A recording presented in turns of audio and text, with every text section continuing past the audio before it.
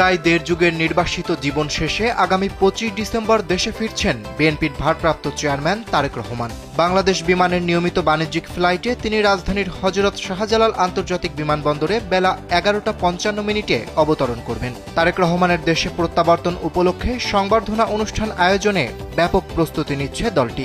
এ উপলক্ষে সংবর্ধনা অনুষ্ঠানের মঞ্চ তৈরির কাজ শুরু হয়েছে রাজধানীর 300 ফিট এলাকায়। রবিবার দুপুর থেকে বিশ্বরোড থেকে পূর্বাচলমুখী 300 ফুট সড়কের একটি অংশ নিয়ে শুরু হয়েছে মঞ্চ তৈরির কাজ। স্যান্ডেলিনা সো, রূপচর্চায় আভিজাত্য। এ নির্মাণ কাজ দ্রুত শেষ করার জন্য কমিটির সদস্যরা দিনরাত পরিশ্রম করে যাচ্ছেন বলে জানিয়েছেন বিএনপির নেতারা।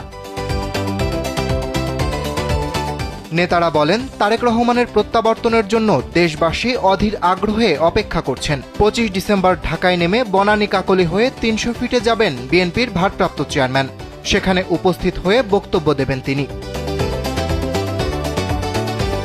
বিএনপির মিডিয়া সেলের সদস্য সাইরুল কবির খান জানান, দলের ভারপ্রাপ্ত চেয়ারম্যান তারেক রহমানের ঐতিহাসিক স্বদেশ প্রত্যাবর্তন উপলক্ষে সংবর্ধনা অনুষ্ঠান আয়োজনের জন্য ঢাকা বিভাগীয় কমিশনারের লিখিত অনুমতি পাওয়া গেছে। বিএনপি নেতাকর্মীরা তাদের শীর্ষ নেতা ও দলের কাণ্ডারি তারেক রহমানের এই স্বদেশ প্রত্যাবর্তনের ঐতিহাসিক মুহূর্তটিকে অবিস্মরণীয় করে রাখতে চান।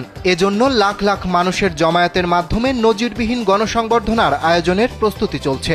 প্রিয় নেতাকে বরণ ও স্বাগত জানাতে বিএনপির উদ্যোগে দলের স্থায়ী কমিটির অন্যতম সদস্য সালাউদ্দিন আহমেদকে আহ্বায়ক ও রুহুল কবির রিজভীকে সদস্য সচিব করে একটি সংবর্ধনা কমিটি গঠন করা হয়েছে। তারেক রহমানের নিরাপত্তা নিশ্চিত করতে শাহজালাল আন্তর্জাতিক বিমানবন্দর সহ রাজধানীতে নেওয়া হচ্ছে কঠোর নিরাপত্তা ব্যবস্থা।